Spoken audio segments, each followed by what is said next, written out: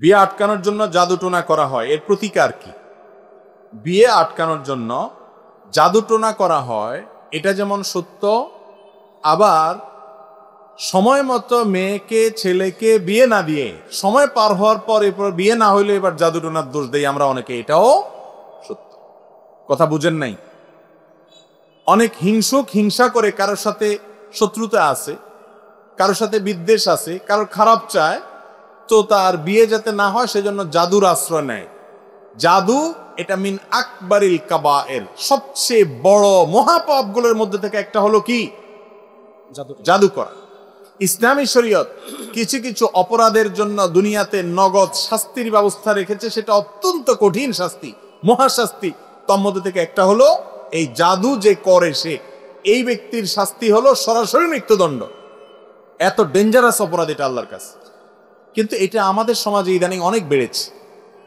ইন্দোনেশিয়াতে এটার পরিমাণ অনেক বেশি, আমাদের দেশে এটা অনেক কম ছিল, সম্প্রতি অনেক বাড়ছে। কিছু হলেই জাদু করে, এবং যাকে জাদু করা হয় সে অসুস্থ হয়ে যায়, নানা রকমের ক্ষতি হয়। আল্লাহ রাব্বুল আলামিন জাদু সম্পর্কে কোরআনে অনেক কথা বলেছেন, আমি সেদিকে যাব না। যদি কোনো মেয়েকে বিয়ে যেন না হয় সেজন্য জাদু করা হয়, এটা যদি পরীক্ষিত হয়, প্রমাণিত হয়, অভিজ্ঞতা দ্বারা বোঝা যায়, তাহলে সেক্ষেত্রে কি করবেন? প্রথম কথা হলো এটার জন্য শরঈ ঝাড়ফুঁকের আশ্রয় নেবেন। শরঈ ঝাড়ফুঁকের মধ্যে থেকে একটা হলো প্রিয় নবী সাল্লাল্লাহু আলাইহি সাল্লামকে জাদু করা হয়েছে। আপনারা জানেন না? ওনাকে জাদু করেছে কে? একজন ইয়াহুদি, তার নাম হলো লবিদ ইবনে আসম। এই কপাল পড়া আমাদের প্রিয় নবী সাল্লাল্লাহু আলাইহি সাল্লাম মাথার একটা চুল সংগ্রহ করেছে। এই চুলটা নিয়ে সে ওই চুলের মধ্যে বিভিন্ন কুফরি মন্ত্র ইত্যাদি প্রয়োগ জাদু করছে, ওইটাকে একটা কূপের তলায় ফেলে রেখেছে। এবার নবী করিম সাল্লাল্লাহু আলাইহি সাল্লাম অসুস্থ হয়ে গেলেন।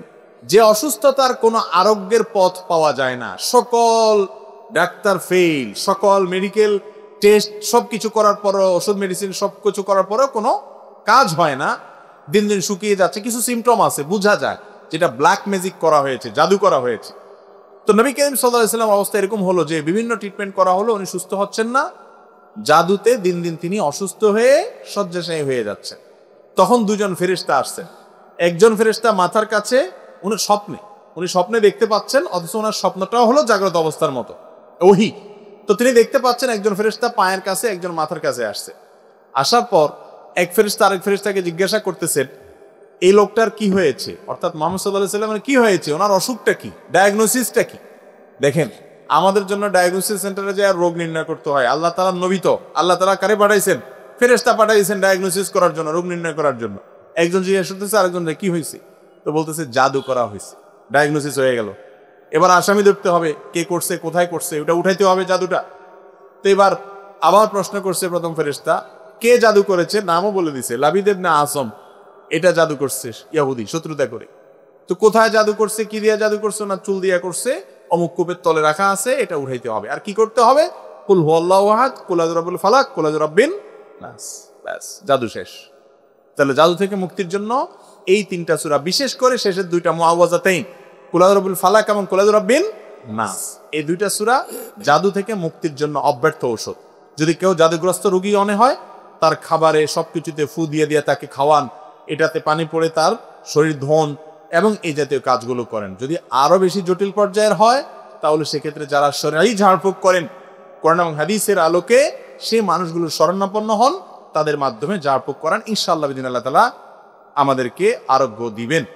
আর ছেলে মেয়ের বিয়ের ক্ষেত্রে অভিভাবকরা অনেক সময় যেটা হয়, প্রত্যেকটা জিনিসের সময় থাকে, সময় থাকতে দেয় না, দাম বাড়ায়, ঘুরাঘুরি করে, আরো ভালো চায়, মনে হয় যে বাজারে কিছু কিনতে গেছে, বেচতে গেছে, এরকম একটা অবস্থা।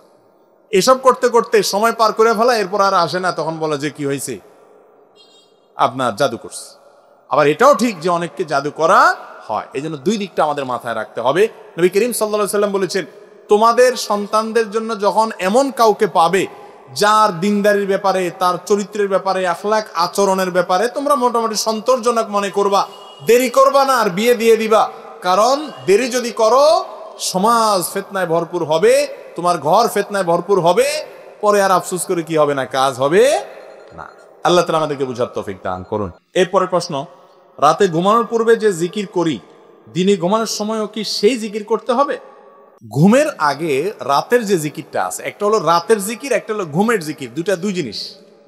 ঘুমের দোয়া আল্লাহুম্মা বিসমিকা ও বিসমিকা আল্লাহুম্মা আমুতু ও আহিয়া, এটা আপনি রাতে ঘুমাইলেও পড়বেন, দিনে ঘুমাইলেও পড়বেন। এটা হলো ঘুমের দোয়া।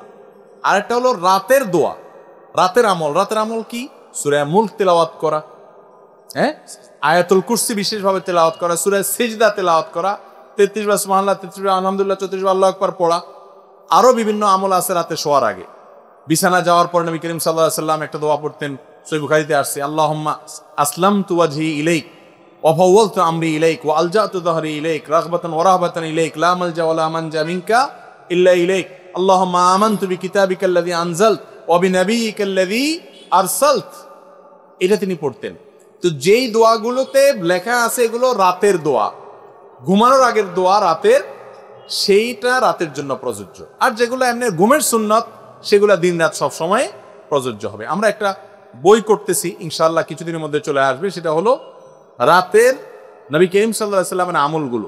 আমাদের ছোট্ট অ্যানালাইসিস দ্বারা আমরা বুঝতে পারছি যে সকাল সন্ধ্যায় 5 ওয়াক্ত সালাতের পরে বিভিন্ন সময় আমাদের নবী সাল্লাল্লাহু আলাইহি সাল্লাম যত আমল করতেন এর মধ্যে পরিমাণে সবচেয়ে বেশি আমল, বেশি সময় ধরে জিকির আজকার এবং দোয়া দুরুদ আমল করতেন শোয়ার আগে।